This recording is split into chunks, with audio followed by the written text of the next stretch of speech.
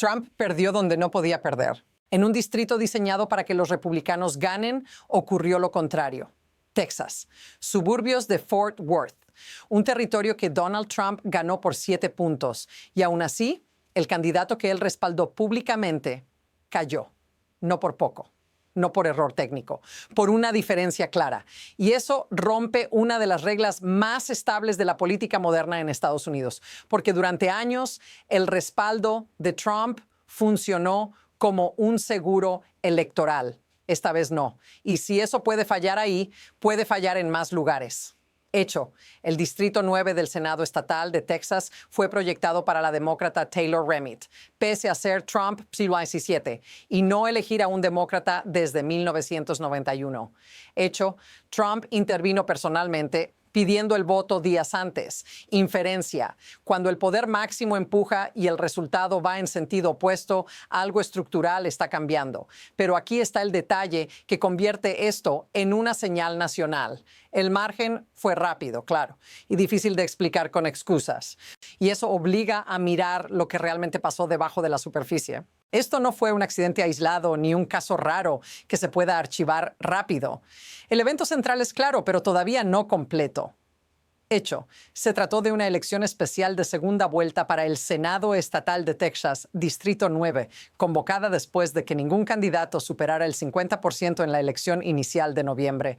Hecho, el distrito cubre zonas clave del condado de Tarrant, incluyendo Fort Worth y suburbios del norte como Keller y South Lake, áreas que durante décadas han sido terreno confiable para los republicanos. Pero aquí viene el encuadre más amplio.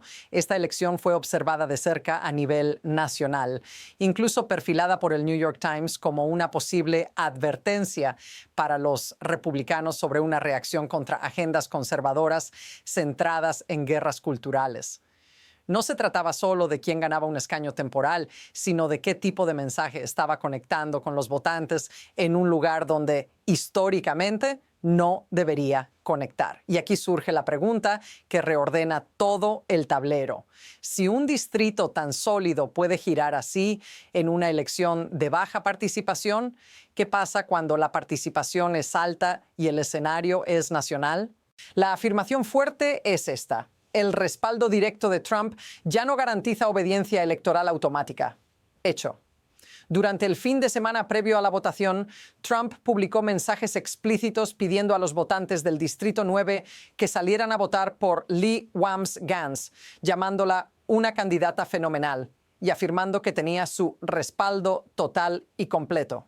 Hecho, aún con ese empuje público, cuando se proyectó el resultado, Taylor Remitt lideraba con aproximadamente 56% frente a 43.7% de Wambs-Gans.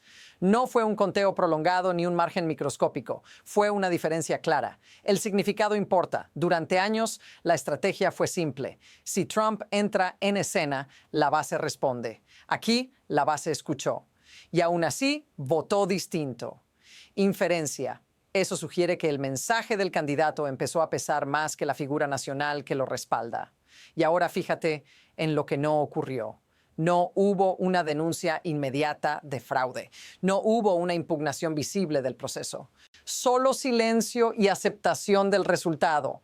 Ese vacío dice tanto como los números. Y ahí es donde la historia empieza a tensarse de verdad. Ahora la historia escala porque este tipo de resultado no aparece de la nada. Hay precedentes, pero no deberían haberse normalizado.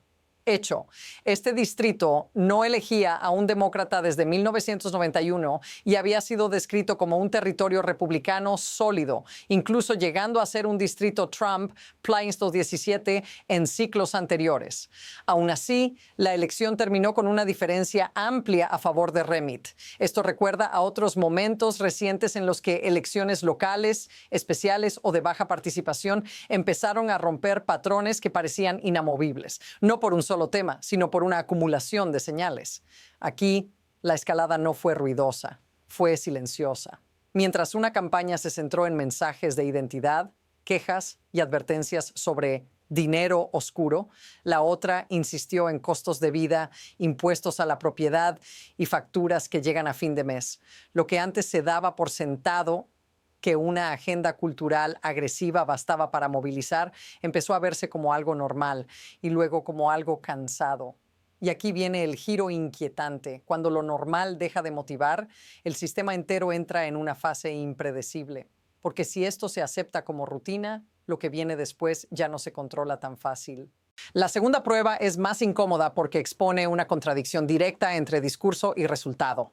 Hecho, mientras Taylor Remit centró su campaña en asequibilidad, impuestos a la propiedad y costos cotidianos, Lee Wambsgans insistió públicamente en que la carrera estaba siendo financiada por millones en dinero oscuro, incluyendo menciones específicas a aportes ligados a George Soros. Hecho. Ese argumento fue repetido en videos y mensajes finales llamando a los republicanos a correr a las urnas para frenar esa amenaza. Pero el dato clave llega después. Aún con ese mensaje de alarma, más de 26,000 republicanos registrados del distrito no votaron en la segunda vuelta, según lo señalado en la propia campaña de Wambsgans. Eso cambia la lectura completa. Inferencia. El problema no fue solo persuasión. Fue desmovilización. El mensaje diseñado para encender a la base no generó urgencia suficiente. Y aquí está la línea que altera cómo se ve todo esto. Cuando un discurso basado en miedo y advertencias pierde su capacidad de mover a su propio electorado, deja de ser un arma y se convierte en ruido. Y cuando el ruido domina, otros mensajes empiezan a atravesar sin resistencia. Lo que siguió fue una acumulación rápida de presión, casi sin que nadie pudiera frenarla. Hecho, esta elección no ocurrió en el vacío. Se dio después de meses de debates locales sobre impuestos a la propiedad, financiamiento escolar y costos crecientes en el norte del condado de Tarrant. Hecho, Remit encadenó varios mensajes claros en sus anuncios finales, hablando de precios que se disparan, seguros médicos más caros y familias grabadas fuera de las casas donde crecieron. Al mismo tiempo, la campaña republicana insistía en una narrativa de amenaza externa y conspiración financiera. Dos velocidades distintas, dos climas distintos y el reloj avanzaba. La participación no subía. El margen empezaba a definirse temprano en la noche. Y cuando se proyectó el resultado, no hubo suspenso prolongado.